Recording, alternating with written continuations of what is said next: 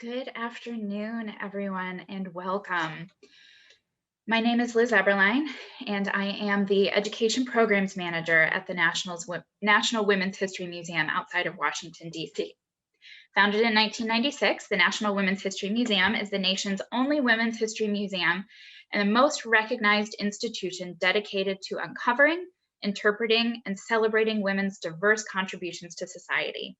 A renowned leader in women's history education, the museum brings to life the countless untold stories of women throughout history and serves as a space for all to inspire, experience, collaborate, and amplify women's impact, past, present, and future. A very warm welcome to you all, and thank you for joining us this afternoon for a very special conversation with Joyce Parrish O'Neill and Phyllis Parrish Alston, remembering their mother, Lula Too Sweet Parrish, and her role in the Selma Teachers March. On January 22nd, 1965, in Selma, Alabama, the Reverend F.D. Reese, a science teacher at R.B. Hudson High School, led 104 Black faculty members on a march from Brown Chapel to the steps of the courthouse in demand of desegregated schools, equity in education, and fair and equal voting rights. January 22nd, 2021 marked the 56th anniversary of that demonstration in the civil rights movement. For those of you who are with us for the first time, welcome. For those of you who have attended a Sundays at Home program before, welcome back. We thank you for taking time out of your Sunday to be with us this afternoon. A few housekeeping notes. We are recording this presentation so that it can be available on our website following the event. We will be answering questions at the end of today's conversation. So if you would like to ask a question, please use the Q&A function on the toolbar at the bottom of the screen. You may ask your question at any time during the presentation, but we will not be answering those questions until the presentation is concluded. And with that, I would like to introduce our speakers for today. Joyce Parrish O'Neill was born and raised in Selma, Alabama, and lived there until 1970 when she completed her BS degree at Stillman College. She moved to Hartford, Connecticut for 2 years before returning to Selma, where she has lived ever since. She returned to school and earned an MA degree in social work in 1993 from the University of Alabama. Mrs. O'Neill worked as a social worker from 1974 to 1977 and retired as district specialist in 2009. She has received multiple honors, including outstanding service rendered to the Youth Motivation Task Force at Stillman College, outstanding layperson of the biennial, foot soldiers recognition at the U.S. Capitol, permanent member of the Senior Citizens Hall of Fame. She was inducted into the Alabama Social Work Hall of Fame in September of 2017, along with her sister Phyllis, and they are the only siblings in the Hall of Fame. Mrs. O'Neill was also the first African-American elected to the Alabama State Personnel Board and has had a lifetime association with Brown Chapel African Methodist Episcopal Church. She was baptized there as an infant and has been an active member ever since. Also a native of Selma, Alabama, Phyllis Parrish Alston was educated in the Selma public school system. She retired from the Department of Veterans Affairs with 32 years of service. And during those 32 years at Tuskegee VAMC and Central Alabama Veterans Healthcare System, she served as clinical social work supervisor, assistant chief of social work, chief of voluntary service, chief of recreation service, and public affairs officer. After retiring from the VA, Phyllis failed retirement and commenced a 15-year career in academia. She has been on the social work faculty at the University of Alabama and the University of Southern Mississippi. And she currently works as a consultant, having established Alston Consulting and Training in 2005. Her most recent accomplishment is publication of her first book, Lessons from the Front Porch Swing. A member of National Association of Social Workers, Phyllis is also a member of the Alabama chapter of the National Association of Social Workers, the Academy of Certified Social Workers, and is a licensed clinical social worker and has a private practice license in social work for the state of Alabama. In 2014, Phyllis was the third African American to be inducted into the Alabama Social Work Hall of Fame in Tuscaloosa, Alabama. A graduate of Stillman College with majors in sociology and religion, she also has a master's degree in social work from the University of Alabama and is a Golden Life member of Delta Sigma Theta sorority. And finally, our moderator for this afternoon is Diana Vega. Diana is the Civic Engagement Coordinator for the DC Public Library. As civic engagement coordinator, she developed, implemented, and manages the voter registration process for all 26 locations to ensure DCPL is complying as a voter registration agency. She also plans and provides civic engagement related programming. One of her most recent programs, I Too Sing America, an evening of storytelling celebrating democracy, occurred just before the 2020 election and featured 4 storytellers sharing personal stories about the importance of democracy, voting rights, and citizenship in today's society, while honoring and celebrating 100 years of the passage of the 19th Amendment and 55 years since the passage of the Voting Rights Act. Prior to joining DCPL, Diana worked for People for the American Way as program manager in the African American Affairs Department, where she assisted with the implementation of social justice programs, including Vessels Vote, a nonpartisan civic engagement program designed specifically for the faith community and implemented in 20 states during the 2012 election. We are so thrilled that all 3 are able to be with us today and spend time with us to share in this wonderful conversation. A very warm welcome to all of you for being here. Diana, I'm going to turn it over to you. Thank you. Thank you so much, Liz. Hello to everyone. Welcome. I'm very excited about this conversation. One thing that was not in my bio, but I think is very crucial to mention, is that my family, my mother's family, is from Selma, Alabama, and my mother and her siblings were on the Edmund Pettus Bridge on Bloody Sunday, and my grandparents and their older children were very active in the movement. So I'm very excited to have this conversation with you both, and we are just going to get right into it because the story you're going to tell, I know people will love to hear and appreciate. So my first question is, could you tell us about your mother, where she was born, her upbringing and schooling, and how all of that impacted her decision to be a part of the Selma Teachers March? First and foremost, let me say on behalf of my sister that we are very appreciative to the National Women's History Museum for allowing us to tell our mother's story. We are very appreciative, and we thank you very much for this opportunity. But to talk about, and we'll just call her Too Sweet because that was the name that everyone used for her. I think behind her back, even her students called her Too Sweet. Her name was Lula Mae Sharp, and but everyone knew her as Too Sweet. My mother was born in 1922 in Dallas County, Alabama, and lived in the rural area with her father and three siblings. My grandmother had 12, and my sister can correct me, it may have been 13 children, but only 4 of them survived infancy. And my mother was the 3rd of those 4. And they moved from, my grandfather was a farmer who lost the use of the land during the Depression. And so the Great Depression. And so in 1932 or 33 or somewhere in that neighborhood, they moved to Selma after losing the land. And I think when you talk about things that impacted her and her own involvement in civil rights issues, the loss of the land during the Depression, the move to Selma, where they went from growing things to my grandfather working for a funeral home where they buried people. So you went from growing things and making things live to dealing with the dead. I think all of that had an impact on her, and how she used to talk about a white horse she had and how she loved that horse. She would ride from her father's farm to her uncle's. My grandfather had 4 brothers who had farms in the area. As a matter of fact, only one of them was able to retain his land, and his children still live on the land to this day. But she would ride her horse from her dad's farm to her uncle's, and how much fun that was. All of that stopped when she moved into Selma, from the wide open space of the country to the confinement of the city. So I think that was part of it. And I think maybe a bit more, seeing a bit more. Oh, I want to tell one quick little story too that might have impacted her, because my grandfather and his brothers were very instrumental in helping a Black Methodist minister escape the Ku Klux Klan. he had been encouraging people to register to vote and to ask for higher wages.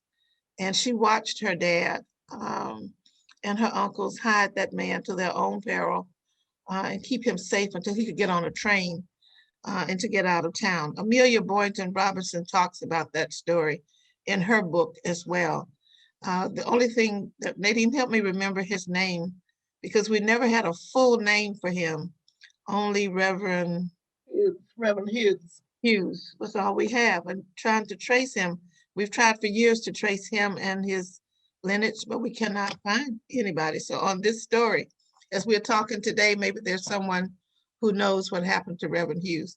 But that impacted her greatly, watching the Klan go from house to house looking for him, for Reverend Hughes and her father and his brothers and a lot of other Methodist church people, African Methodist Episcopal Church people be brave enough to hide him, impacted her as well. So she grew up there, and then when they moved into Selma, she managed to finish high school. Her father believed in education, and she finished high school in Selma, went on to Alabama State University to get a degree, and she worked on a master's degree at Tuskegee then Institute, now Tuskegee University.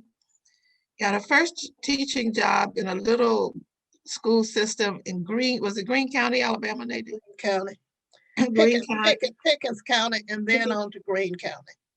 where she met my father, had 2 babies, 11 months apart, decided I don't need to have a whole bunch of babies, and they separated when my sister and I were 2 and 3 years old. And but they did not divorce until I was 41. And we never knew the story behind that, but that was pretty much, that's her life in a nutshell. Yeah. Okay. So could you both talk about what it was like growing up in the Jim Crow South?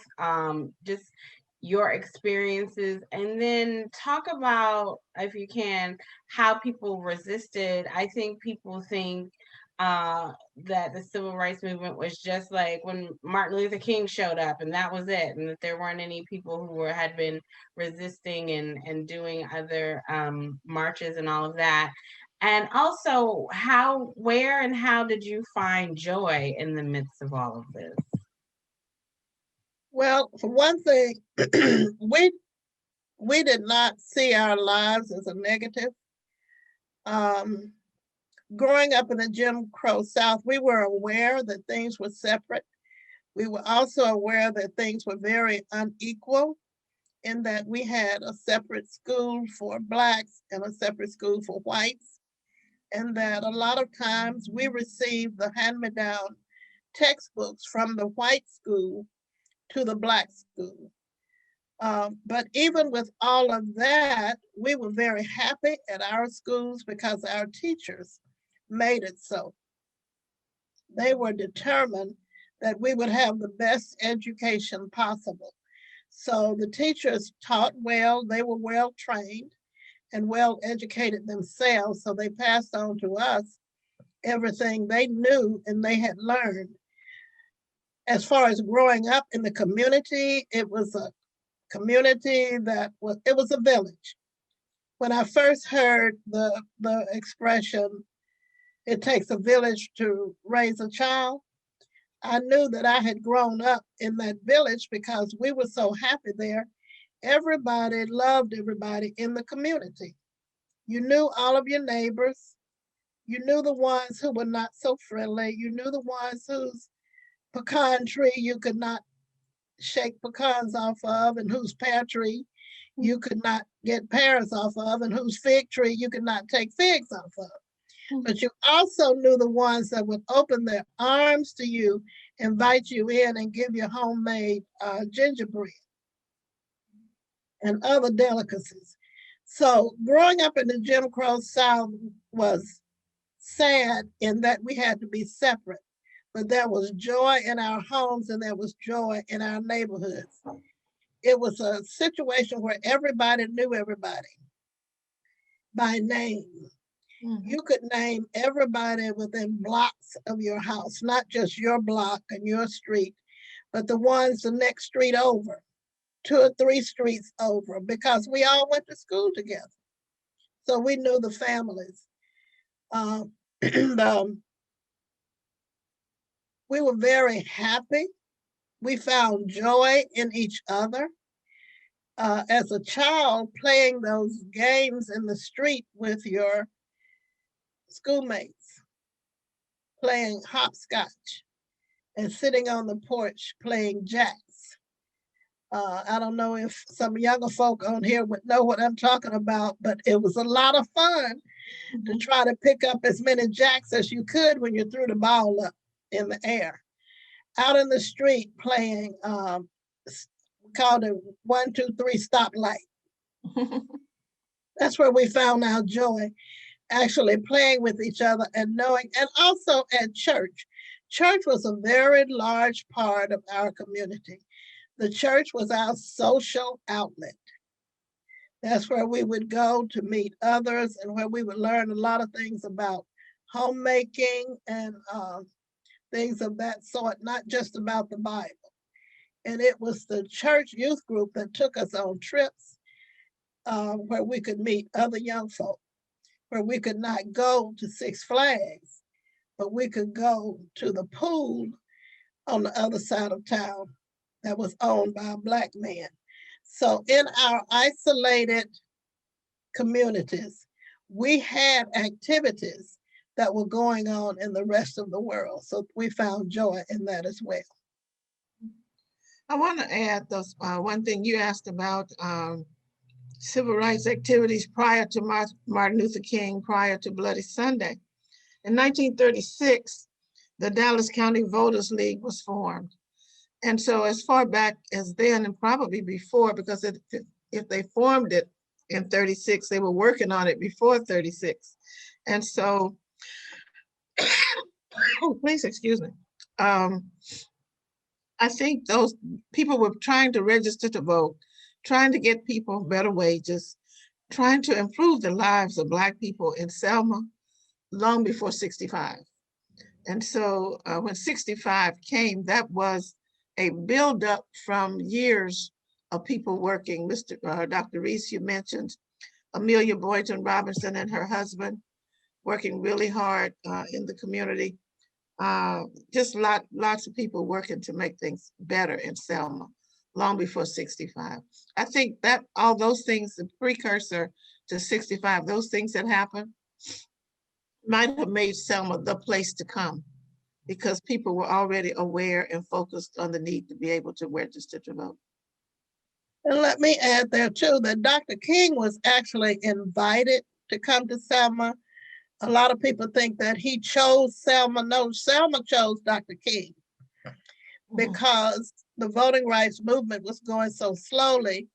The community needed help. There was a group called the Courageous 8. Reverend Dr. Reese, the Boyntons, several other people. It was a total of 8, 6 men and only 2 women.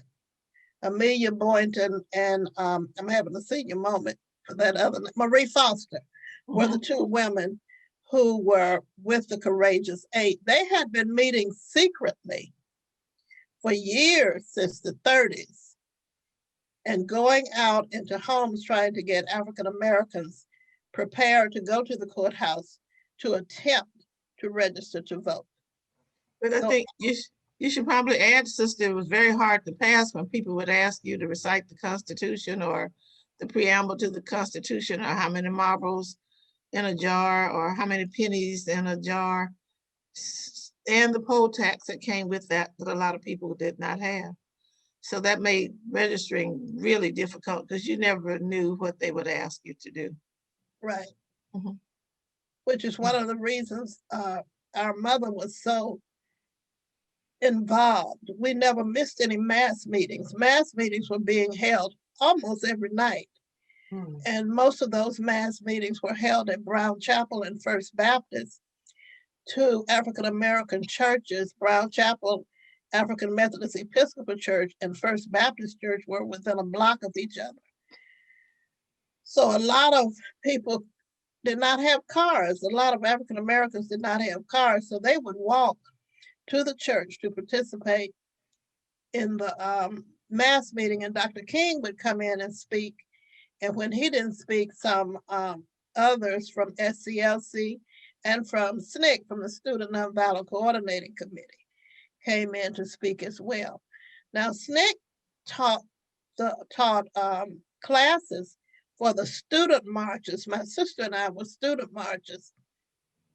And in the basement of First Baptist Church, SNCC workers taught us. John Lewis at that time was with SNCC, and he was one of the people teaching us about marching and about safety and about how to protect ourselves.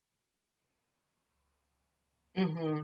And so that's where you learn the nonviolent, because that's, I think, something that people don't understand, that it's a tactic. You have to learn how to be nonviolent, because that's not necessarily going to be your first reaction when somebody is coming at you violently. So can you talk about learning that and the importance of that? Well, we did learn how to protect our heads and how to get out on the ground in a crouching position and put both hands and arms over your head to protect your head from the blows of the billy club, because you never knew when a peaceful march was going to turn into violence, not from the marchers, but from law enforcement. And also, in order to get to the church for the meetings, we had to walk through white men on horseback with all kinds of weapons. They had been deputized by the local sheriff, and the only criteria for their being hired on was to have a gun, a horse, and be able to beat the heads of Black folk. That was the only criteria. So we were trained when you're walking to the church, because SNCC was aware of what we had to walk through. We were taught not to engage, not to make eye contact, but keep focused on getting to the church. It was very difficult because as we were walking, there were all kinds of statements made, especially to young women from the posse, is what they were known as, the posse. So there were ugly words slung at Black women and really Black girls, because we were teenagers in high school, 15 and 16 years old, 16 and 17 years old, and some even younger. So that's what we had to hear. But we had to learn that no matter what happened, you had to remain nonviolent. And we were taught that if you became violent, you could end the movement and the outcome would not be so great. And we would not reach our goals if we met violence with violence.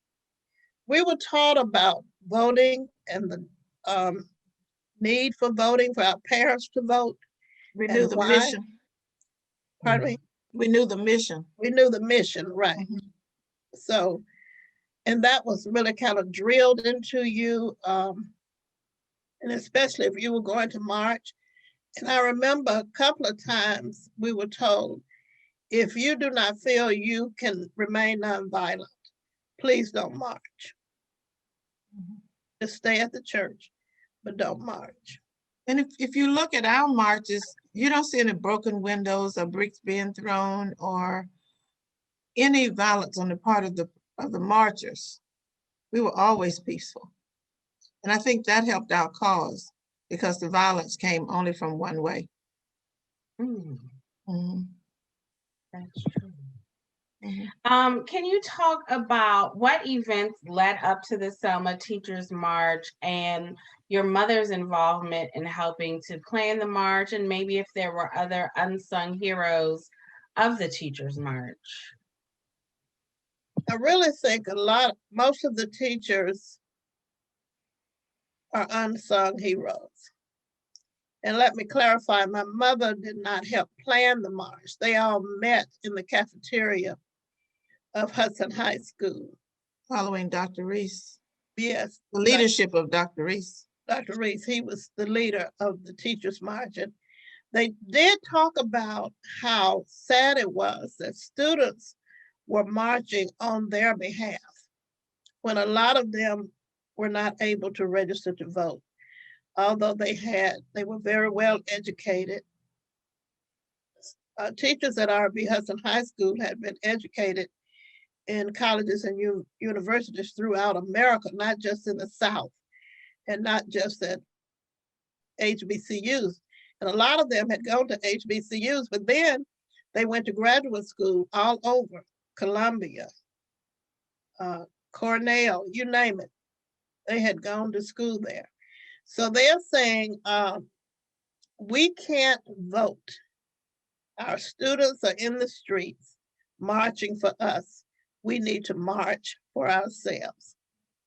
Now, when the movement started, my sister and I weren't going down to the church to participate, and we were so upset because we were not able to miss school and participate. My mother said one morning, you girls stay here. I know you want to participate in the movement. I'm going on to work, but I don't want you to go to school and walk out because I'm a teacher there. I'd rather you stay here and just go on down to the church and participate. My sister and I were jumping up and down, happy. We had been waiting to hear those words that we could go. And I think my sister a little bit more than I am because she's the militant midget in the family. So, but we were so excited to be able to go down to the church to participate. And she did, being the little militant midget she is. In one of the marches, her group was arrested. And she did spend a night in jail. I'm unfortunate in that I did not spend a night in jail. At the time, it was a badge of honor. And it still is to have been arrested during the movement. But my mother knew she couldn't vote and had had a terrible experience 2 times when she attempted to register to vote. So she was all in the movement. We would not miss a mass meeting. We were at Brown Chapel and First Baptist and Green Street. Wherever the mass meeting was, we were there to hear Dr. King or whomever was speaking. One thing you don't hear a whole lot about, sometimes you do, but Malcolm X also spoke to the students. And that night, he spoke to the students during the day in Brown Chapel. And that night at the mass meeting, he spoke. And that was just about, I think, 2 weeks before he was killed. Wow. So we had a lot of people come into Selma to help in the voting rights movement. But the voting rights movement, the marches were very much, local people were very much involved in the movement, including our teachers. Although they couldn't march every day during the day, they would come to the mass meetings and participate that way. You said your mother had 2 bad experiences trying to register to vote. Do you remember what happened? Yes, the first time she attempted to register to vote, the question they gave her was to recite the preamble to the Constitution. That was her test that day. She recited it because she required her students to learn it. Although she recited it, her application was stamped denied. The next time she attempted to register to vote, she was asked to recite the entire Constitution.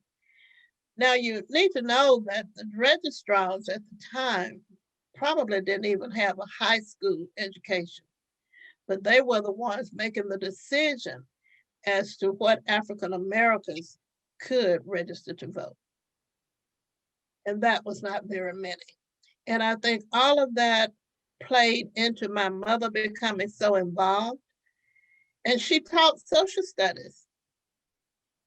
So she felt that she needed to be more involved in the politics of this country and to be more involved in social science, and she needed to be more socially and civically active. So that's what she did. Mhm.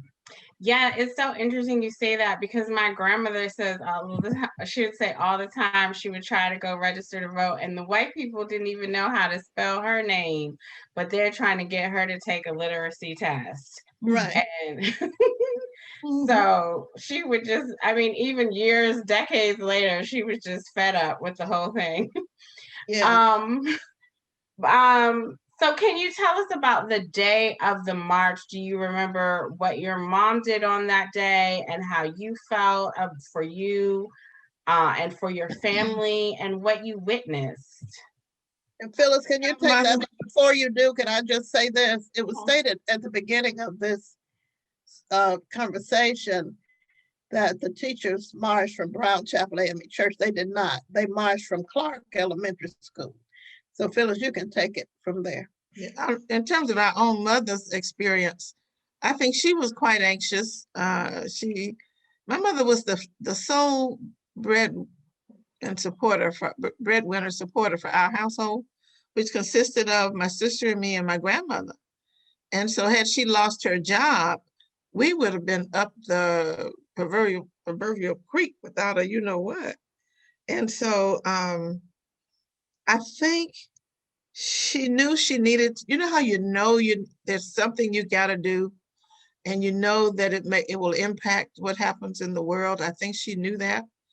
And I think she knew that she had to put her own survival and livelihood aside to make a difference. And she was saying to us, my sister and me, you guys participate, I can't. But then there came a time when she had to say, yes, I can.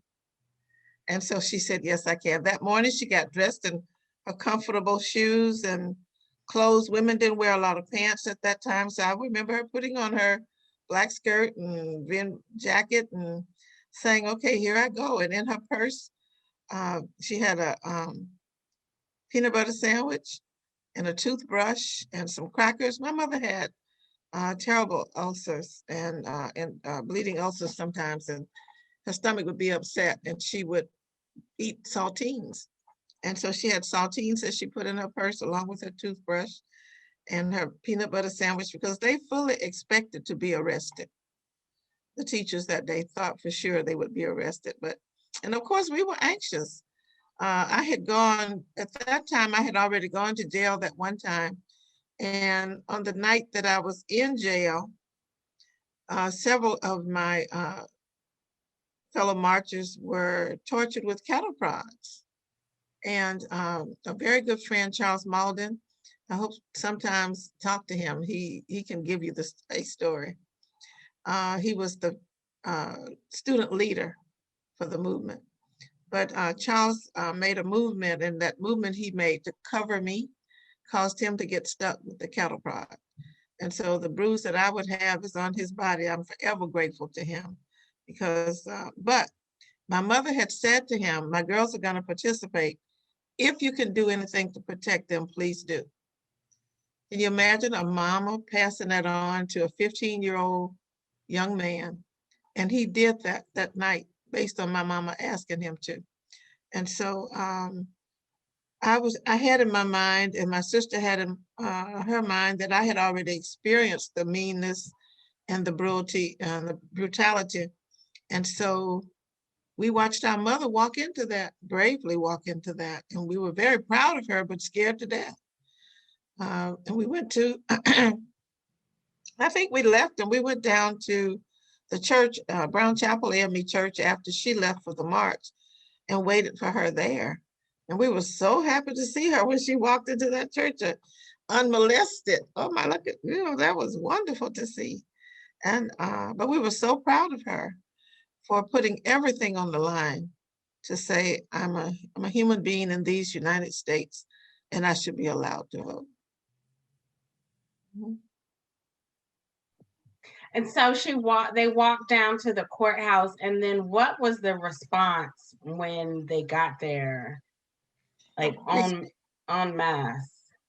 Don't forget the brutality did not end just because they were teachers. Now they were not beaten up because the superintendent at the time stepped in and said, if you arrest these teachers, what are we going to do with all these students who won't be able to go to school? And I'm going to lose my job. I need you to leave the teachers alone, in essence, is what was said. The sheriff, what was his name, lady? Jim Clark. Jim Clark did push Reverend Reese and another teacher, Mr. Lawrence Huggins. Lawrence Huggins, down the steps twice, maybe more. I remember twice, I think it was. And he did push them down the steps, but they did not attack the other teachers. And they returned, when they left and made their demands known, they went to Brown Chapel AME Church because they had left from the elementary school. And so they were not harmed. Those two men were hurt, but not one they were pushed in the stomach and down the steps with billy clubs. But and then they returned to the church. Yeah. Anything I missed, Nadine? Oh yeah. No, I was just sitting here thinking though, because we're talking about our mother. When you said she put on her comfortable shoes, you have to know that my mother went to school every day with spike heels on. Never without her pantyhose, her stockings. Well, they didn't so much wear pantyhose during that time, but they did wear their stockings every day. And she had big, pretty legs. And a lot of times the students would talk about her legs and how pretty they were. But I want to relate something else about the Student March and the Teachers March and my mother's response to the voting rights movement and the student involvement. A lot of students would go to school and leave. And teachers had been told to try to keep students at school.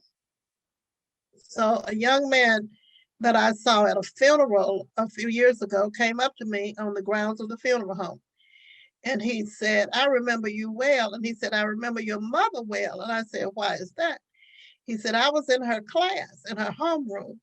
And during the movement, we went in one morning and we said, 'Miss Parrish, we want to go down to Brown Chapel so we can march.'" He said she turned to the blackboard, picked up a piece of chalk and wrote on the board, "I cannot see what happens behind my back." And he said they read that was their cue. They left and went down to the church to participate and continued to go down to the church to participate. She and another teacher, Margaret Jones Moore, were called into the superintendent's office. Well, the superintendent came to the high school and they had to go into the principal's office to meet him. He accused them of encouraging students to leave school to participate in the movement. Now, if he had been able to prove that, they would have lost their jobs. Not all of the teachers, but I know those two would have. And they denied it. There was proof, so they were able to keep their jobs. But I know those two women were encouraging students to become involved. So, and we never hear very much about Margaret Jones Moore, who was knocked down on the bridge on Bloody Sunday. And she was a leader in the Selma Dallas County Voters League. She was very instrumental with that particular organization. So there are some unsung women out there, especially in Selma, who put their livelihoods on the line to work towards voting rights for all.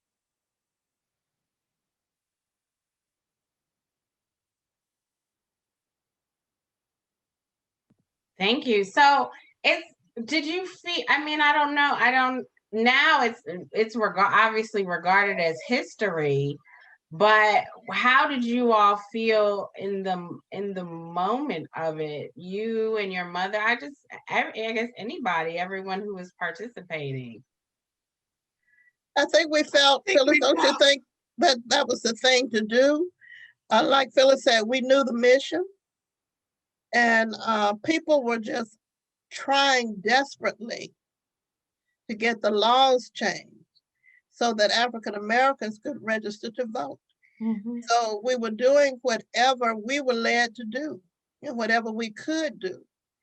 I don't know how many weeks we were out of school because some people think it was just like overnight. You marched 1 or 2 days and that was it. No, that was not it.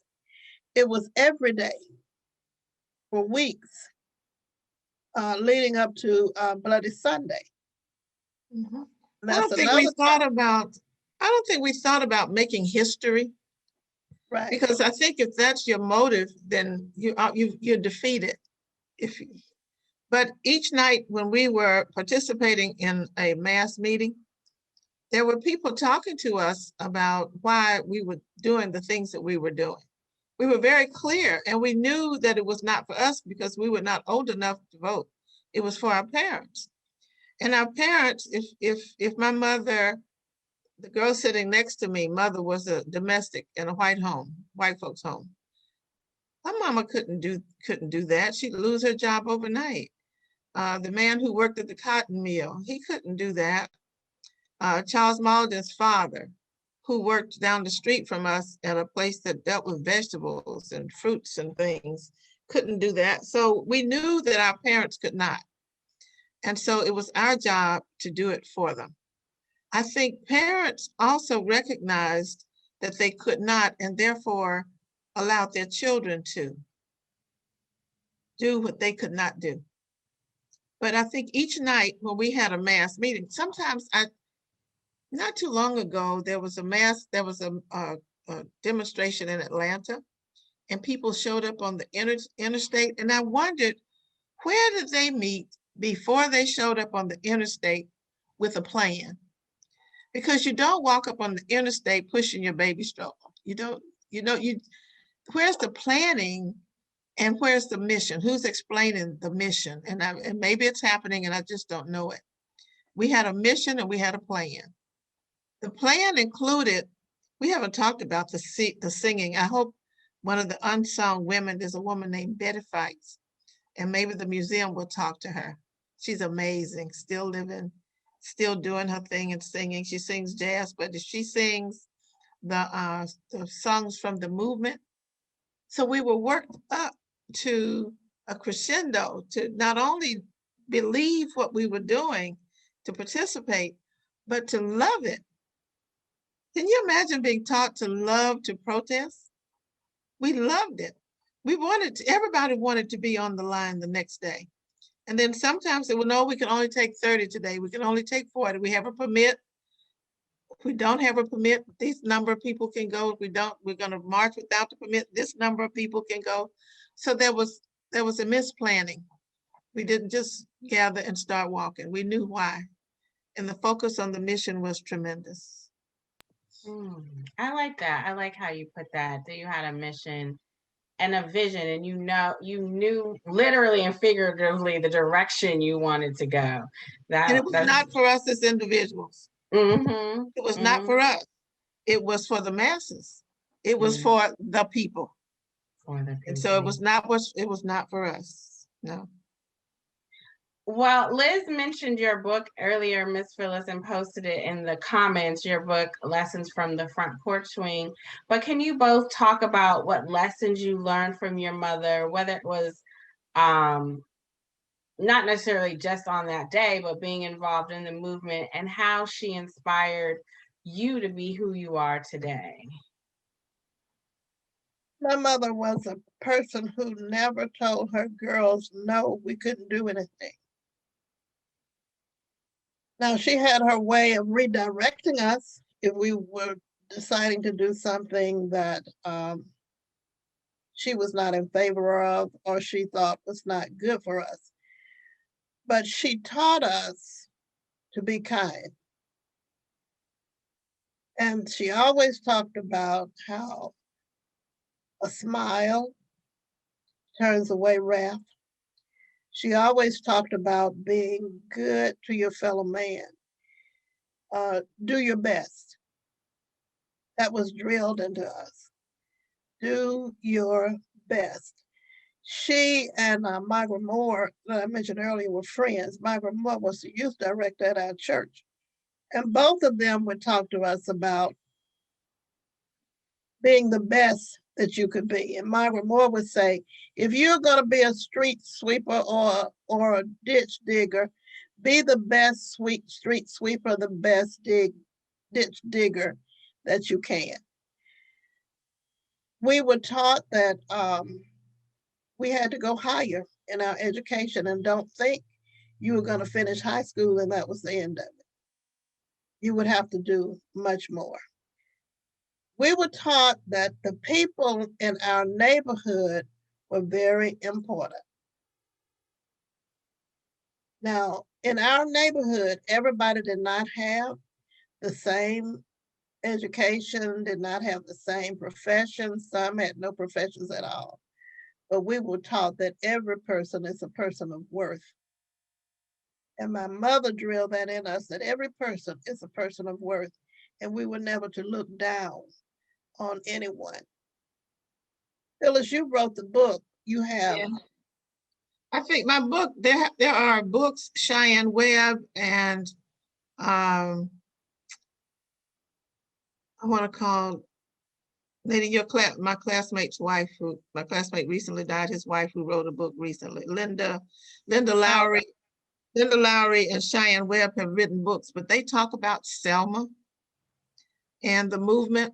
I wanted to write a book about the secure Selma that we had, where kids learned how to survive in the Jim Crow South, how we were taught to be respectful of each other and other people, how we were taught to take care of our communities. When I walk through a community now and I see dirt and I see paper everywhere, our community, those women swept their sidewalks even if they swept the dirt. We had really great communities. We had great service and civic organizations that helped people in the communities. My mother used to leave school on some days, and we would have to sit in the car while she visited families of her students, just to find out what was going on. Why is this student not coming? And what's going on in this family where people might need help. And so I wanted to write about that, Selma, about the lessons we learned. Although they look like my lessons, I promise you they are the lessons for every single person who grew up in Selma. The stories are different, but the lessons are the same. Oh, that's beautiful. Thank you. I'm going to now read some of the questions that are from the audience and the Q&A. One from Lynn Jordan, she said, it's kind of tying into what you all just talked about, but it's interesting that both sisters became social workers. How did their mother's civic activism influence them in their career choices and other activities? I think we were encouraged. We lived in a house where my mother and my grandmother helped people. I'll tell one quick little story. My mother sewed for us for a long time until my sister rebelled, because I like frilly stuff and she does not. And so I'm not wearing any more frilly skirts. Phyllis can have them, but not me. And so for the longest we dressed alike. We had these skirts just alike, and somebody got burned out, and my grandmother gave the skirts and the tops that matched to those kids. And we loved them. And her attitude was, you don't give people things you don't want, because if you don't want them, they don't want them. So you must share. And we grew up in a sharing house, and maybe all of that played a big part into us choosing helping professions. I became clinical, but my sister was strictly administrative, and she will tell you, I like running programs, but one-on-one would not work for me. So, and I love the one-on-one. I worked mental health for a lot of years, and I still love it. Sometimes I'm sitting in the airport, and my husband or my sister will say, you are not to talk to people. They don't need your help. Don't be asking folks to let you hold the baby while they go get something to eat. They'll think you want to steal the baby. So we're both trained from birth, I would say, to just be helpful, to help the people around us. Thank you. Okay, now this is from our mother. She said she's from Selma, and there's an all-white high school that was Parrish High School. Is your affiliated with that name family? We are not getting to those folks. They may have been the slave owners, but not really. See, our dad is Parrish. Oh, okay. And our dad's home was, we're in Statesboro, Georgia. Well, Cincinnati, he grew up in Cincinnati. But where's their foundation was. Parishes were in Statesboro, Georgia. So that's really our dad's name. My mother was a Sharp, Lula Sharp. Oh, okay. So Isabel Cocky has asked, could you elaborate on your mother's later life?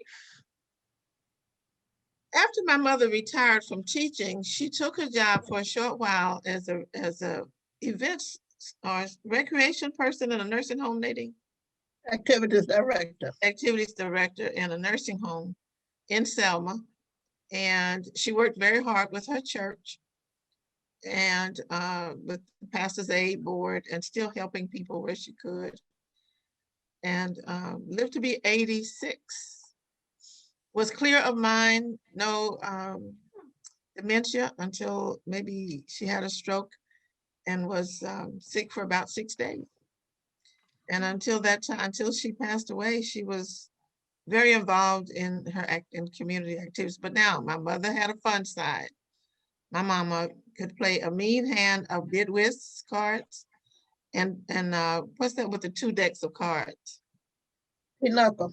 Pinochle. She loved playing both of those things. So she had a fun side as well. And she loved to travel. She traveled with us, with my sister, with my husband and me, wherever we would go, she would go. So she had a road partner. She and a younger teacher, they had worked together at the high school and they became very, very close and they called each other their road dogs. Mary Ellen Borkins. And they would travel everywhere together, in state and out of state. Mary Ellen would do the driving. My mother would do the navigating because she always did read maps. She was a map reader. And she would navigate while Mary Ellen drove. But a lot of her energy was put towards still helping people. And she would take on projects of little old ladies who had no car and she would drive them around and do things for them. And that's how her later years were spent. And she didn't tell. Be sure that she did not tell what she did. Whatever it was she was involved in, she didn't tell it. She was very private about giving. Yeah, I've had college students tell me, it was after my mother passed, and they would tell me, did you know your mama used to send me $25 a month when I was in school? And I'm thinking, what? Knew nothing about it. I think we lost. There's a question that says, what advice do the sisters have for today's young people about urgency versus patience in creating social change?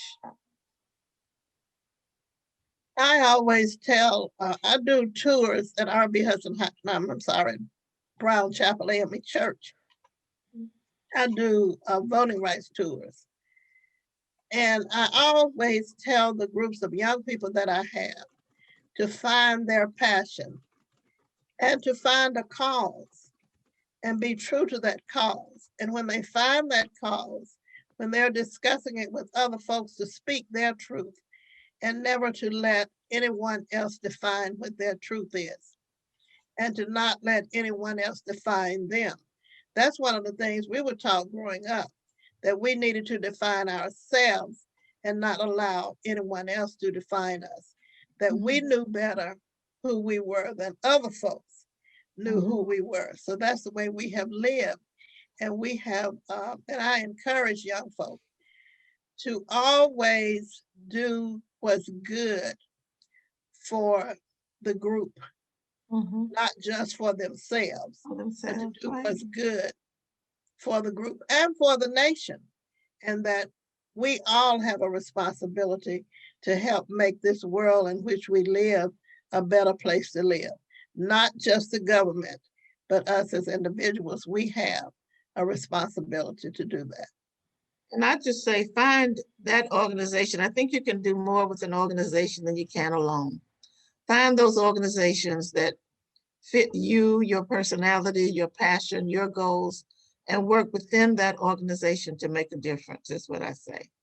Work with more than one. Be sure you work with some organization that's pushing voting rights. You saw what happened in Georgia. Alabama does not have to be a red state. Mississippi does not have to be a red state. We got to get out and vote. And so finally, don't start the voting activities 2 weeks before it's time to vote. Start right now and do it. Start calling people. You know the people who won't go. Go in the bars, go in the I said in the juke joints. You know, brother man up in there not voting. Go get him. He's a smart guy. He's intelligent guy. Go get him out of there, drag him out, tell him to bring both girlfriends one at a time. They all need to vote. We gotta start, we gotta do it. And the only way we can do it and make a change, you saw what happened in Georgia. You saw what happened in Georgia. And it's close right now. It hurts me that we seem so equally divided between good and evil. It's too close. The good people have got to step out and say, and let me tell you, people just want to live and let live. But all of this violence and the meanness, we got to stop. We got to find ways to find each other and to work together. Either we go up in flames together because we're not working, or we make some changes and make this country a better place. But it's all, to me, in the voting. It's in the voting. I think Diana would agree with that. It's in the voting. Yes, yes, I'm all about voting rights, civic engagement. That's my passion of all ages, races, cultures. I think it's so important that everybody, like you said, knows the power of their vote. And we see all of this voter suppression happening, like you just said, and it's not just in the South.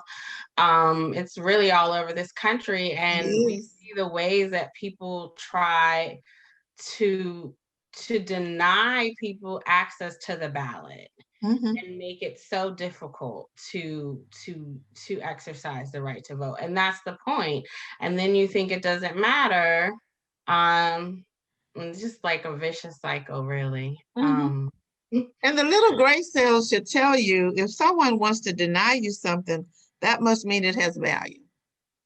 People don't deny you what has no value.